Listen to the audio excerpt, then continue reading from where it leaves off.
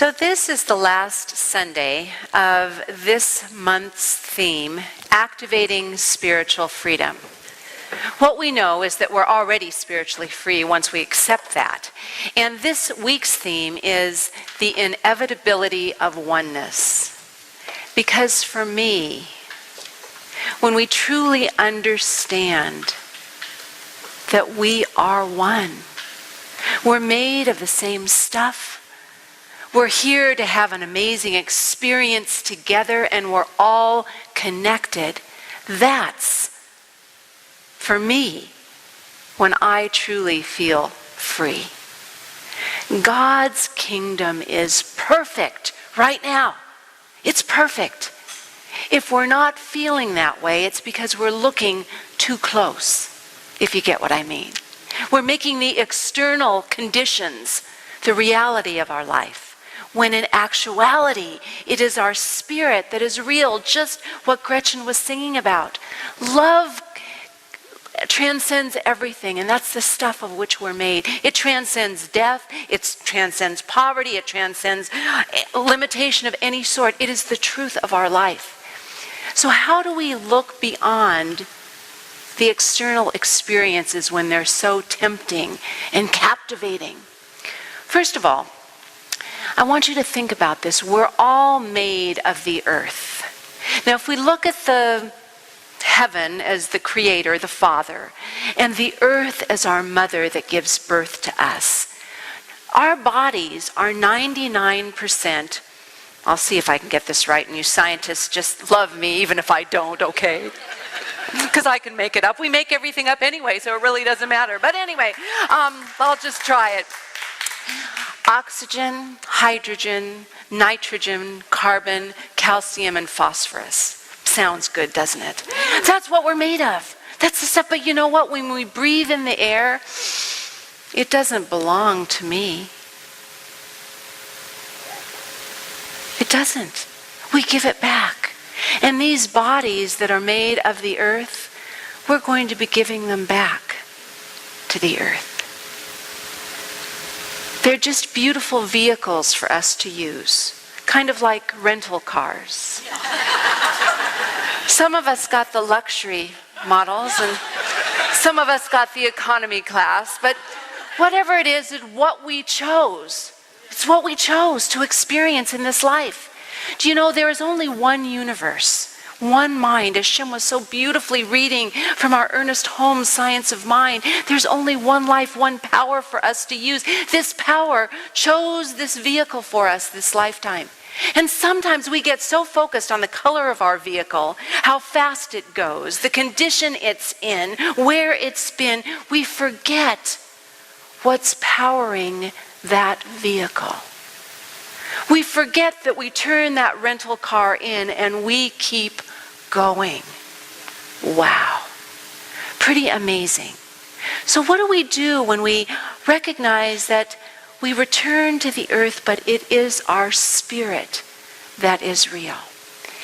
Well, God gives us little hints that we're all one. Besides being made of all the same stuff, the synchronicities in life are little hints that there's something greater at work. Now, I just have to share a story yesterday. This was just such an amazing story, and I live in awe and amazement. Do you? Because if you don't, start. It's really it's a way to keep God activated in your life. It's wonderful.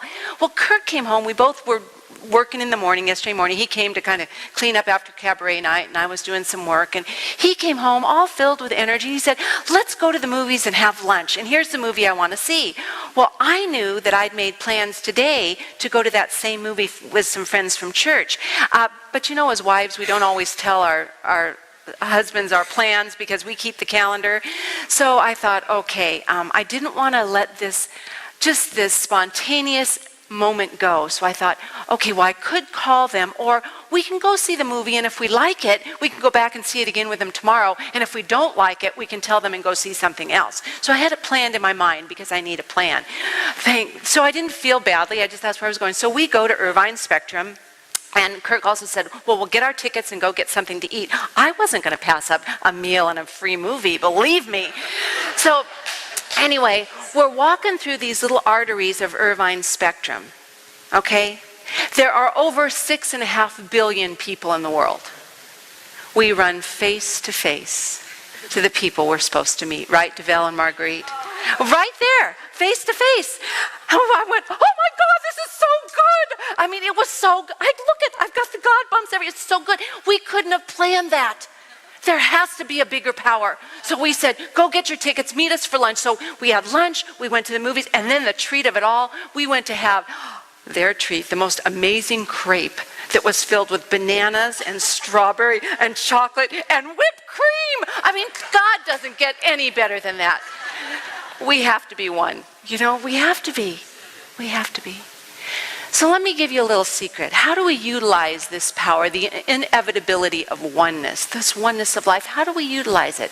Well, our vision creates our movement. What we believe about life, what we believe about ourselves, creates our feeling, which creates our thoughts, which create our action, which creates our life. Many of us need to recalibrate the vision of ourselves. Are you with me? We need to think a little bit differently about who we are and how we're showing up in the world. I want to tell you the story of a young man. Actually, he's 30 years old this year. I graduated from college. He's a psychotherapist, author of several books. He's a motivational speaker. He wants to establish an orphanage for disabled children. He wants to have a summer camp to help kids that have low self-esteem. And he's thinking about running for Congress. Sounds like a pretty cool guy, huh? Well, let me tell you more about that because of the vision he has of himself. Sean Stevenson is only 3 feet high. He doesn't have the use of his legs. When he was born, the doctor told his parents he wouldn't live through the night because he has a very rare, debilitating bone disease called osteogenesis imperfecta. And only 50,000 people have it, but even coughing or movement can break your bones. Yet this young man and his parents decided to choose a life that was grateful for what he had instead of what he didn't have. His favorite day of the year was Halloween because he said that day of the year, every other day people would look at him and stare at him and wonder, what is that? That day was a day he could fit right in. Well, on his 11th birthday, he couldn't walk, but he would kind of scoot along. He said, I kind of scoot along like a penguin. And he broke his leg on a door frame. And he went into just depression. His favorite day of the year, he was 11 years old. And his mother said a phrase to him that he's never forgotten his whole life. She said, Sean, you can either make this a gift or a burden. It's your choice. He decided to make it a gift. He decided to learn from the experience, grow from it, and his life has just continued to blossom from there. His most recent book is Get Off Your Butt. B-U-T. Get off your butt. Because he said, we self-sabotage ourselves by all the butts we have in our life. He says some of us have just gigantic butts that keep us stuck. And the longer we sit on them, the bigger they grow. So if we get off our, but I can't do this, but I'm not good enough, but it's not right, it's not time, but, and start living fully, we don't need to be limited. He said that he really honors his father and mother for helping him. And let me just share with you a couple of the things they really fed to him, that they said these were the tools which helped them guide his child rearing. They made him focus on what he could do and dismiss what he could not do. They used an egg timer to contain his episodes of self-pity to 15 minutes a day. During his frequent bouts of pain, they would ask him to visualize pleasant moments. They refused to hide him to anyone or anything. His mom said, he was my child first.